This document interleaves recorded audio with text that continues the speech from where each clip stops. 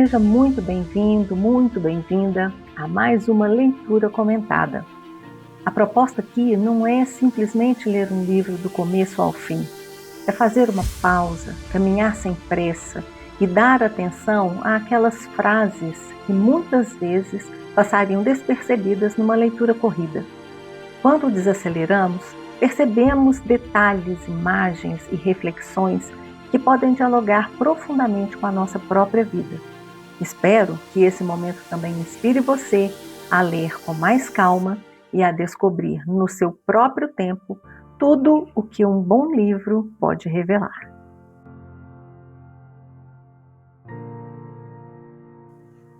Hoje vamos iniciar a leitura do livro A Natureza da Mordida. A divisão de capítulos é feita com as falas das personagens. Existem as anotações de Bia e os registros dos encontros feitos por Olivia. Essa divisão varia no decorrer do livro, onde algumas vezes os encontros são descritos em seguida, sem as anotações de Bia entre eles. Então, vamos ao primeiro encontro. A realidade nos escapa, como um peixe que arrancamos da água com as mãos, enquanto nos agarramos a ela como náufragos. Anotações de Bia. Eu vi Olivia. Ela estava na última mesa, depois de algumas outras mesas ocupadas, sozinha, escrevendo. Em volta, um silêncio que as mesas barulhentas, os carros que passavam, as pessoas que corriam não podiam interromper. Ela escrevia sem fazer a menor ideia de que aquele era o meu lugar. Era onde eu me sentia melhor. Era meu por obrigação de me sentir melhor. Onde eu me esquecia menos. Lembrar se tornou prioridade absoluta. Pensei, vou pedir que ela me devolva ou que me ceda, para não ser agressiva, o lugar onde me sinto melhor. Tenho uma recomendação expressa de meu médico de me sentir melhor sempre que possível. E seria possível se ela saísse de lá e me deixasse sentar e folhear os livros do sebo, que tão bem me fazem quando me lembram de que sempre haverá outra realidade para onde me retirar. Pensei em ir até ela e pedir gentilmente que saísse, mas vi que se entregava consumida a uma escrita sem pausas. Eu vi Olivia. Meu Deus, como eu vi Olivia! Cabelo ruivo, olhos verdes, linda, linda, desconcertantemente linda e atenta a alguma coisa que borbulhava dentro dela. Talvez linda porque imersa em borbulhas. Não, definitivamente não apenas. Linda pelos olhos verdes, o cabelo ruivo e os dentes sem sombras. Linda pela larga atmosfera triste que emoldurava seus gestos. Vestia verde-oliva. Olívia e oliva combinavam. Ela sabia. Respirava como quem sabia. Ocorreu-me que ela seria capaz de coisas improváveis se eu interrompesse a frase que escrevia obstinada, fazendo com que suas ideias o que alfinetes fazem com balões. Acho. Foi bom não ter certeza. Só avancei porque minhas certezas se evaporaram. Eu não as tenho desde que envelheci. Continuei indo em sua direção, no meu passo de velha senhora. Eu já estava quase chegando, quase atravessando o silêncio de Olivia, quando ela parou e chorou. Fez com que eu parasse também. Não podia pedir a alguém chorando que saísse de onde estava, para que eu me sentisse melhor. Ela enxugou com os punhos as lágrimas que voltavam a escorrer desobedientes. Punhos oliva secando lágrimas transparentes. Tudo enchia meus olhos ávidos de literatura. Ela relia o que havia escrito, chorava, chorava, e eu suspeitava que, por um segundo, um miserável segundo, também ria. Olívia chorava e ria. E eu fiquei ali, na fronteira entre o barulho e o silêncio, vendo aquela menina, seguramente uma menina se comparada a mim, suspender meu próprio caos como se fosse mágica. Avancei. Espantosamente segura de que faria aquilo, me apresentei.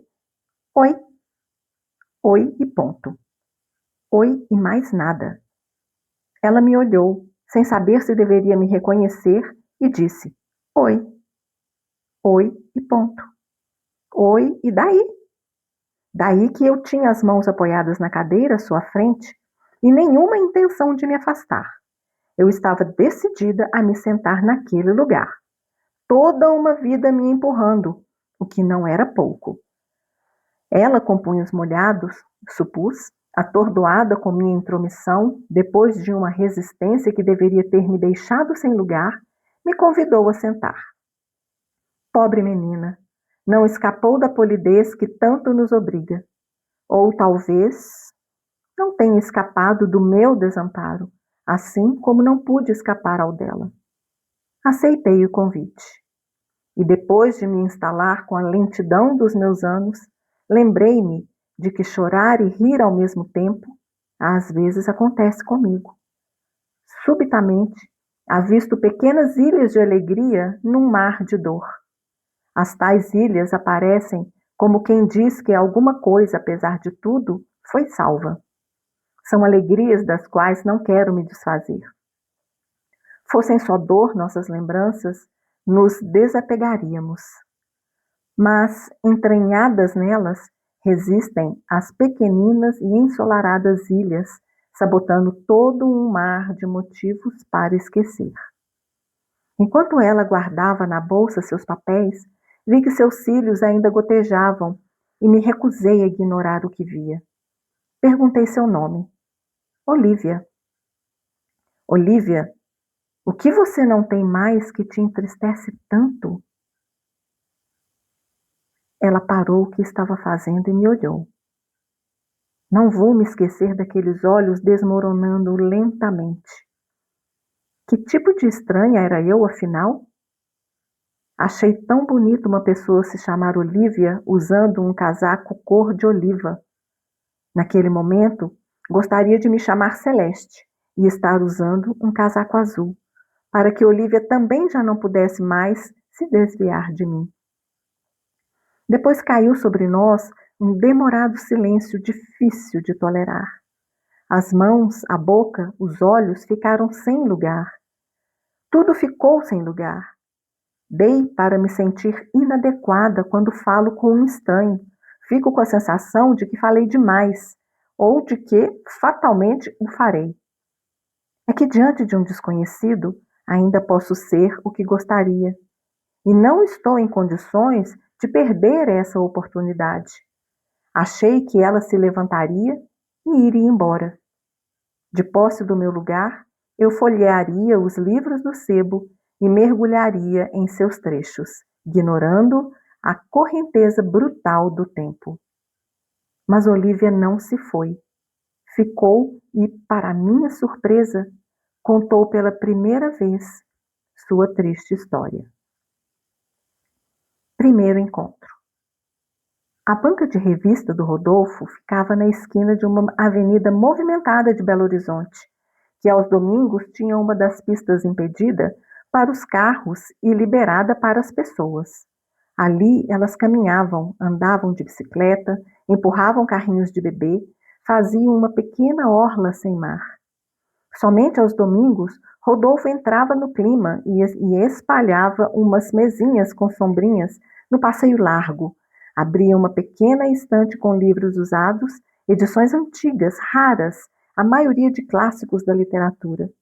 Servia café e pão de queijo quente, receita de família, assado na hora em um forno improvisado ao lado da banca. Irresistível.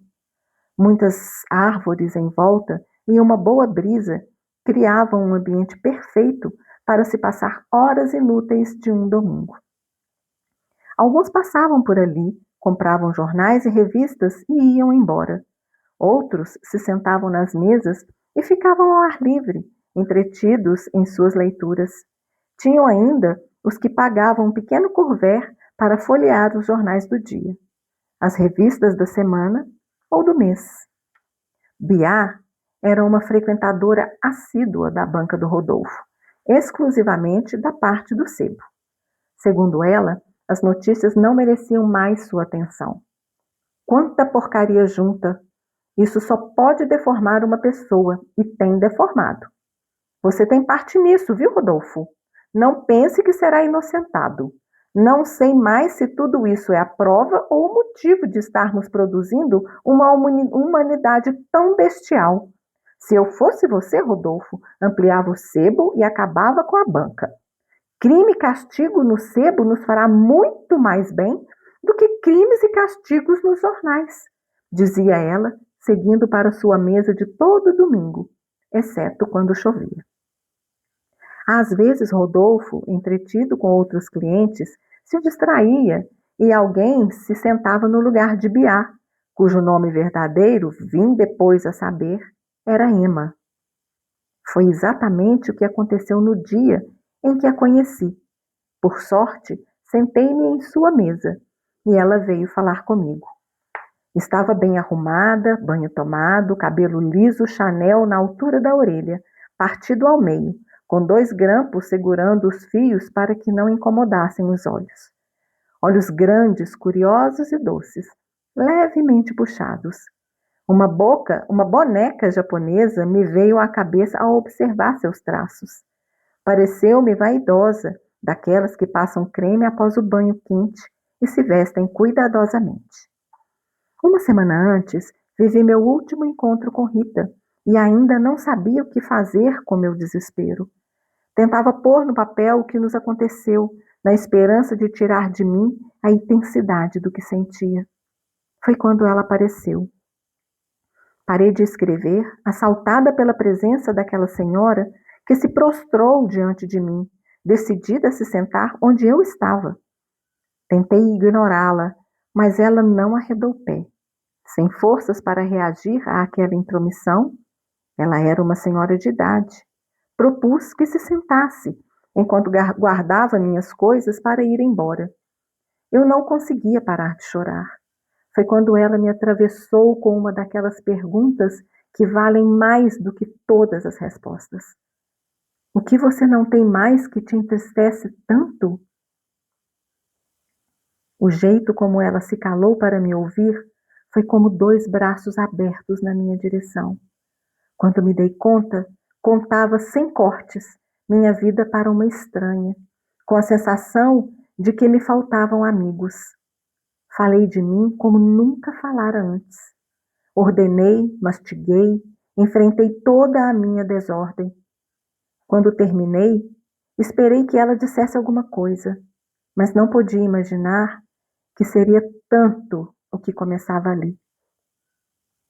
Vejo seu rosto arranhado, pequenos riscos vermelhos na pele e no branco dos olhos. É o sal das lágrimas, e imagino seu coração lutando com o que não alcança. Só as coisas desimportantes deveriam nos ocupar, menina Olivia. Sei que você é uma mulher, mas não posso deixar de notar o tempo que tem pela frente. Ninguém nunca nos ensina a rir de nossa falta de saída. E o que mais podemos fazer? Chorar pouco resolve e muito deforma. Ainda assim, engolimos a chave e choramos entalados. Quem dera eu mesma fosse capaz de fazer o que digo. Ah, não sou. Olha as manchetes que o Rodolfo insiste em exibir. Quanto desânimo sabem me dar.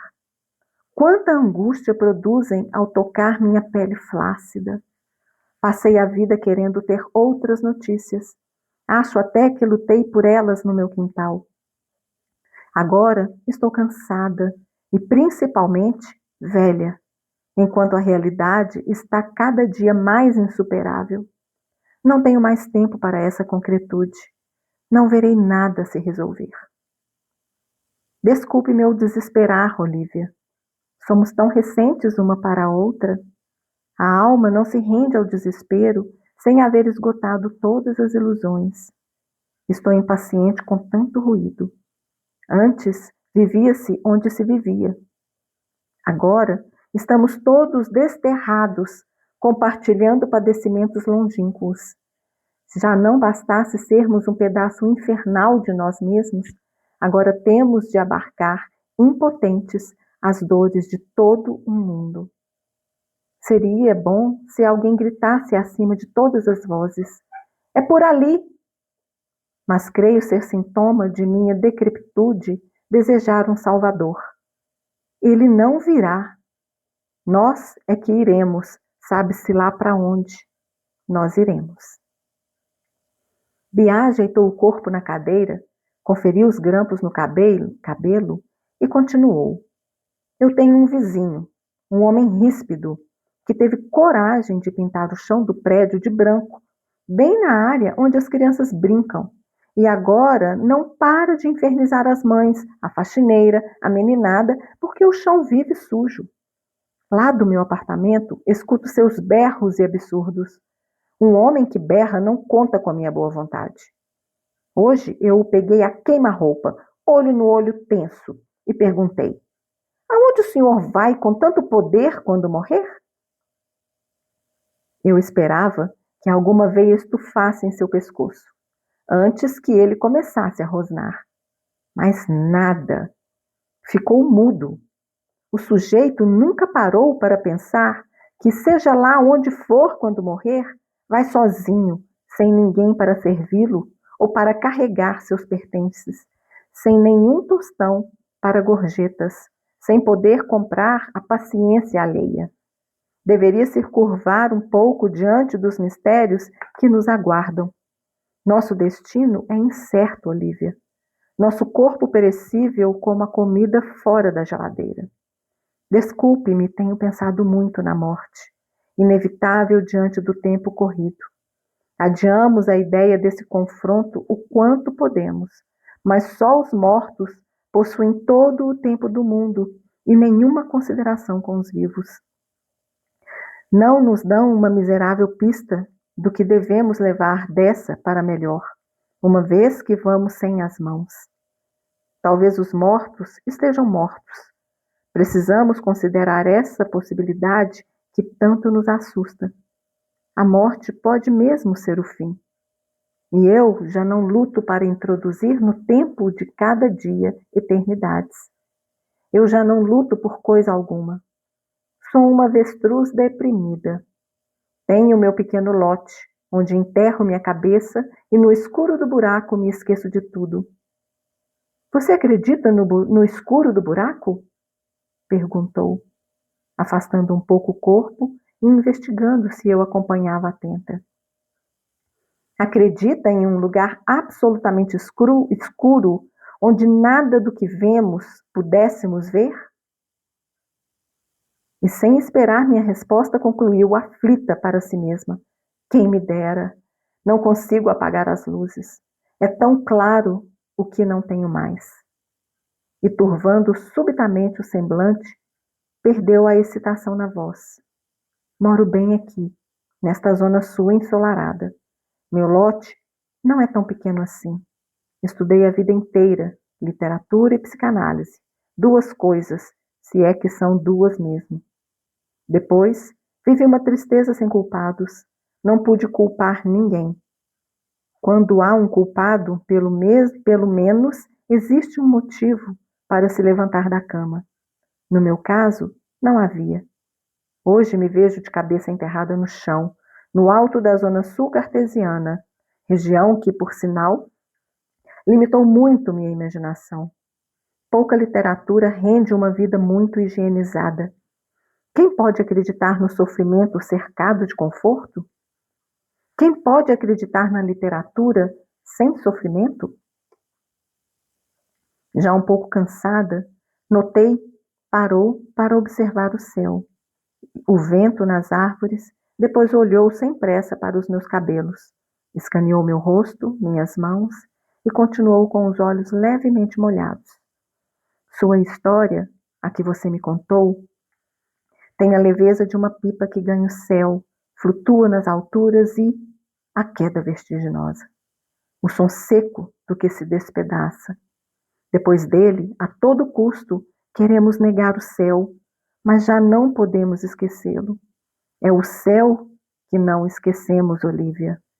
É bonito e é triste também. Um homem com uma dor é muito mais elegante, cantarolou baixinho. A alegria é ruidosa, escancarada. Até o rabo do cachorro sabe a banalizar, disse, dividindo no ar a palavra inventada para me fazer ver seus sentidos. Um gesto que vi se repetir muitas outras vezes. Sua história dói em mim, Olivia. A minha doerá em você. E enquanto isso acontecer, podemos ter esperança. Caso contrário, o que diz a poesia? Será o deserto absoluto, o oceano absoluto. Por preconceito ou pura pirraça, talvez, a tristeza espalhafatosa tem pouco crédito comigo. Penso que a verdadeira tristeza nos deixa sem palavras, nos tira o volume. É uma goteira pingando lenta em um fim de tarde avermelhado. Uma caneta deslizando no papel sua tinta dolorosa. O homem triste carrega discreto a lente angustiada do anoitecer e a porosidade das folhas secas no chão. Tem a insônia da madrugada, a solidão da plataforma vazia que vê o trem se afastar. Um dia fui uma plataforma vazia e sou, para o resto da vida, uma plataforma vazia. Mas você, menina Olivia, você tem o tempo. O meu se foi e hoje, sabe que eu prefiro mais a imagem de minha cabeça enterrada do que das pessoas enterradas até o pescoço sob o sol quente, só com a cabeça para fora, como nos filmes de faroeste? Deus me livre de ter uma cabeça capaz de ver tudo, presa a um corpo devastado. Prefiro ser louca de vez. Falta pouco. Você ri? Perguntou enquanto eu me surpreendia por ter um riso estacionado no rosto. Já é alguma coisa, mas saiba que dói quando a loucura passa. A lucidez é jaula. Enquanto ela falava, suas mãos voltavam de tempos em tempos para conferir os botões do vestido. Notei que tremia. Biá é meu nome de louca. Biá e não Bia. Note a diferença, insistiu bem-humorada. Pus acento para não ficar de pé muito tempo, por causa de minhas varizes. E abri um sorriso macio antes de concluir. Esqueça a gramática. Ouça apenas a música. Esta, sim, atravessa muros. Enquanto ela falava, não era loucura o que eu via. Não sei precisar o que me atraía naqueles olhos escuros, mas ela certamente viu uma expressão apalermada na minha cara e reagiu. Não leve tão a sério, Olivia, por favor. Não vou assediá-la com conselhos. Sempre odiei livros de autoajuda. É com pressa de literatura ruim, como se tudo pudesse se resolver rapidamente. Como se bastasse sempre uma boa conversa para se acabar com os impasses. Seremos amigas se soubermos ao mesmo tempo. 1, 2 e já. Há rompimentos insensíveis ao diálogo. É por essas e outras que as distrações me aliviam. As rimas, as flores inesperadas, o que fisga meu olho pelo rabo. A vida não é de confiança, Olivia. Nos apunhala com a mesma faca com que passa a manteiga. A vida, essa senhora banguela, não teme a feiura e faz coisas medonhas com sua boca murcha, que não lhe inibe as gargalhadas. Ao contrário, gosta de nos exibir à extensão da mordida que nos dará com deboches e ironias ao invés de dentes, para nos fazer pagar a língua enquanto giramos estonteados para lá e para cá, entre suas gengivas. Veja o seu caso. O que você acabou de me contar com os olhos rajados de sangue, bem na hora em que sua amiga Rita ia esclarecer por que botou você para fora da vida dela, talvez explicar um grande equívoco, talvez revelar o segredo que vem espezinhando você há tanto tempo. O que a vida faz? Masca como uma tesoura cega. Agora você está aqui sem saber, esmagada pela fatalidade brutal, sentindo-se mais uma vez empurrada para trás daquele portão que tanto marcou sua infância. Eu consigo vê-lo, estreito e frio, e meu coração se enternece. Ah, Olívia, me desculpe a falta de freios. Esqueça tudo o que eu disse e guarde apenas o que vou te dizer agora. Não saber nem sempre é o pior lugar. E então ela apertou levemente meu braço sobre a mesa e se levantou. Pareceu-me exausta, sem a menor condição de imaginar que eu queria que ela continuasse a falar. Eu queria me demorar na distância que aquela conversa fez com que eu tomasse de mim mesma. Há dias não conseguia parar de pensar no que aconteceu com Rita, no que nos aconteceu. Seria melhor se ela não tivesse ligado, mas ligou. Seria melhor se eu não tivesse ido, mas fui. Seria melhor se eu nunca tivesse acolhido seus gestos em nossas coreografias pela vida fora, mas acolhi todos os que ela me ofereceu. O tempo que passei com Biá, aquela senhora de olhos brilhantes e fala desatinada, foi uma trégua. Venho sempre aqui, Olívia. Aos domingos sentarei neste mesmo lugar e esperarei por você como se espera um oásis. Venha me ver quando tiver tempo. Engraçado, não é?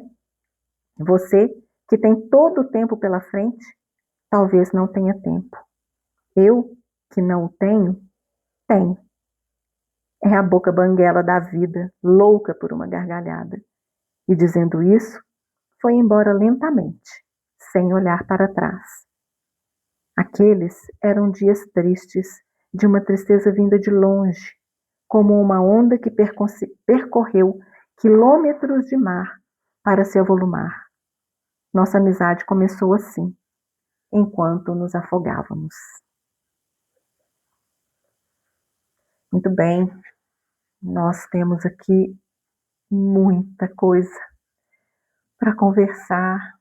É um primeiro encontro muito intenso, de muita sensibilidade. Nós vemos Biá, uma senhora já em idade avançada, que na verdade se chamava Emma, com 2 M's, que se incomoda com o fato do seu lugar na mesa da banca do sebo do Rodolfo estar ocupado. Era o seu lugar. Como poderia alguém ocupar o seu lugar onde se sentia melhor? Já em estado de perda de memória, ela precisava da segurança do seu lugar, um lugar conhecido e que se sentia bem. Precisa de referências para se lembrar. Para uma pessoa que foi psicanalista e estudiosa de literatura, ver seu mundo se apagando aos poucos, perdendo as lembranças do que foi vivido, deve ser muito triste. Como se uma borracha invisível fosse passando devagar sobre as linhas escritas de sua existência. Ainda assim, conservava a capacidade de ver fundo o sentimento do outro, fazer reflexões profundas sobre si mesma e sobre a vida, e dessa forma, de uma maneira amável, empática e muito acolhedora, como descreve Olívia, como 2 braços abertos em minha direção, se coloca à disposição com a pergunta: o que você não tem mais que a entristece tanto? É uma pergunta que vai no âmago do que Olívia estava sentindo. Uma grande tristeza devido a uma perda. Ao longo da vida, somos convidados a deixar ir muitas coisas. Pessoas, lembranças, lugares, versões de nós mesmos. Nem sempre por escolha, mas porque continuar segurando o que já não cabe impede que algo novo encontre espaço.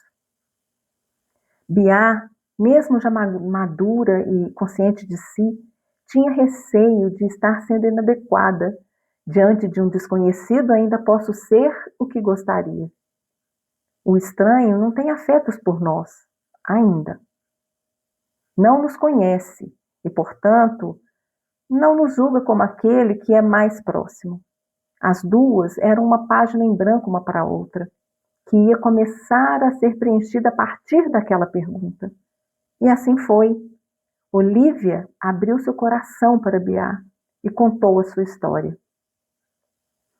É interessante a construção do texto, porque a autora quis dar vozes diferentes para as suas personagens.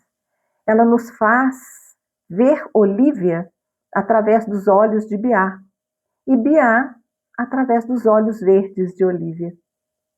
A visão de cada uma delas, o que as marcou, ambas vivendo o mesmo momento. Nós também conhecemos essas personagens desse jeito. Nunca temos acesso direto a elas. Sempre há um olhar entre nós e a personagem. Talvez por isso a narrativa pareça tão humana. Na vida também conhecemos as pessoas assim. Nunca completamente, sempre através do olhar de alguém ou do nosso próprio. Olívia, por sua vez, tentava escrever sobre o que aconteceu na semana anterior, seu último encontro com Rita, sua amiga de infância que, como pudemos perceber, lhe causou muita dor. Escrever é como um desaguar e, ao mesmo tempo, ordenar, elaborar o que está embaralhado na mente e no coração. Na escrita, somos verdadeiros, não há necessidade de contar mentiras para nós mesmos. Mesmo que tentemos nos iludir, o papel e a caneta são certeiros e a verdade aparece como um tapa no rosto. A beleza dessa obra está também na revelação em pequenas doses à medida que a amizade das duas vai sendo construída. É como se pudéssemos ouvir a voz de Biá dizendo: só as coisas desimportantes deveriam nos ocupar. E nessa hora lembrei de Manuel de Barros, quando diz: dou respeito às coisas desimportantes e aos seres desimportantes. A ideia do tempo para Biá é algo que a acompanha constantemente. Seu tempo cronológico está acabando e é como se corresse atrás desse tempo para não perder as lembranças ainda vivas. Ela se compara com Olívia quando diz que Olívia tem o tempo pela frente, enquanto ela já não lutava para introduzir no tempo de cada dia eternidades. Já não lutava por coisa alguma. Essa fala de Biá é baseada em uma citação de Guimarães Rosa, que diz: o único dever é lutar ferozmente para introduzir, no tempo de cada dia, o máximo de eternidades. Aqui eu faço um pequeno parênteses. Algumas falas de Biá foram inspiradas ou transcritas literalmente de citações de outros autores. No final do livro, a autora descreve no capítulo Citações de Biá todas as suas falas que foram baseadas em escritores, filósofos, dentre outros, pois ela não quis interromper a narrativa com notas de rodapé ou referências. Continuando, Biá tem uma descrença que lhe dá vontade de se esconder em um buraco escuro e esquecer de tudo. Sim, muitas vezes a dor é tão grande que gostaríamos de que o mundo parasse para podermos descer, de entrarmos nesse buraco escuro para não vermos ou lembrarmos de mais nada, de mandarmos para o inconsciente toda a dor. Aquilo que tentamos esquecer nem sempre desaparece. Às vezes, continua vivendo em nós de maneiras que nem percebemos. Para Biá, por mais que ela quisesse esquecer, as luzes continuavam acesas, mostrando a dor da sua perda. Biá tinha consciência da sua total responsabilidade do que lhe aconteceu. Aí eu pergunto, nós temos coragem de assumir a responsabilidade sobre nossas escolhas, principalmente as que nos causaram dor? Seria muito mais fácil colocar a culpa em outra pessoa, ou em algo externo a nós, entrando no vitimismo mesmo, porque a autorresponsabilidade vai potencializá-la e nos obrigará a olhar de frente para ela, cara a cara, olho no olho. Biá se solidariza com Olívia. Elas têm algo em comum e isso as aproxima. Fala que a dor de Olívia tem a leveza de uma pipa voando no céu e que depois cai vertiginosamente. Queremos negar o céu que possibilitou viver uma experiência linda e ao mesmo tempo possibilitou a queda. Mas é do céu que não esquecemos. É do que foi vivido antes da queda que não queremos esquecer. Olivia viveu uma experiência dolorosa com Rita, que foi a queda da pipa. Por mais que ela quisesse esquecer tudo o que viveu com sua amiga, ela não conseguia. Era o seu céu, onde essa pipa voou levemente e livremente. A verdadeira tristeza nos deixa sem palavras. Ela pede silêncio, e é nesse silêncio que começa a ser escutada. Ao mesmo tempo, Biá é enfática e até um pouco dura em sua fala.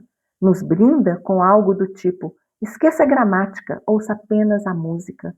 Esta sim atravessa muros. Não nos prendamos na rigidez. É preciso deixar que os sentimentos, essa música que nos envolve, atravesse os muros das nossas fortalezas internas e os quebrem. E a sua última fala desse primeiro encontro, já tão rico em beleza, diz a Olivia que a vida não é de confiança. É como se fosse uma senhora banguela que não teme a feiura e não inibe as gargalhadas. E enquanto giramos estonteados de um lado e do outro dessa boca murcha, entre suas gengivas, vai exibindo seus deboches e ironias. Em vários momentos da nossa vida, vivemos coisas maravilhosas, que nos trazem uma alegria e um prazer imensos, mas também nos traz desafios enormes. Vamos de um lado para o outro, tontos de tantos vais e vens. Se tivermos o olhar sábio para os desafios, entenderemos que podem ser de grande aprendizado e que vão passar, como também vão passar os momentos de alegria e prazer. A sabedoria está em viver cada momento da forma que precisa ser vivido, aproveitando e retirando tudo o que ele pode nos oferecer. Se olharmos com os olhos da revolta ou da rebeldia, não haverá aprendizado e a vida se tornará amarga. Cabe a nós escolhermos como vamos vivenciar esses desafios. Aos poucos, no final desse encontro, sabemos que a amiga de Olivia, Rita, por uma fatalidade brutal, foi impedida de lhe contar o porquê a afastou de sua vida e que marcou tanto a infância de Olivia. Biá completa que não saber nem sempre é o pior lugar. O desejo de Olivia de ter atendido ao chamado de Rita a sufoca. Melhor não ter aceitado, pois não estaria vivendo esse momento de imensa dor. Talvez fosse mesmo melhor não saber. Existem situações vividas em nossa vida que nunca saberemos as razões, pois não dependem somente de nós. Já é tão difícil elaborar o que sentimos e saber de nós mesmos. A nossa necessidade de resposta para tudo, às vezes, pode nos causar mais dor. Há tantas coisas que Biá e Olivia não sabem, e há tantas coisas que nós também não sabemos. Como a vida é interessante, não? Essa boca murcha, que nesse movimento de julgar de um lado para outro, fez com que essas duas mulheres se encontrassem em uma banca de sebo, em pleno domingo de manhã, e a partir desse encontro, suas vidas vão mudar para sempre. Enquanto Biá tenta segurar as lembranças que começam a escapar, Olivia escreve para impedir que as suas também desapareçam. As duas, cada uma à sua maneira, parecem travar a mesma batalha contra o esquecimento. Eu tinha a intenção de trazer outro encontro, mas foram tantas as reflexões e foi tanta beleza nesse primeiro que vou parar por aqui, para assimilarmos tudo o que foi lido e conversado. Carla Madeira, em diferentes entrevistas, diz que não escreve para responder perguntas, escreve para produzir perguntas. Nesse livro, vamos encontrar muitas delas. Continuamos na próxima leitura, onde será descortinado um pouquinho mais da história de Biá e Olivia. Um grande abraço e até mais.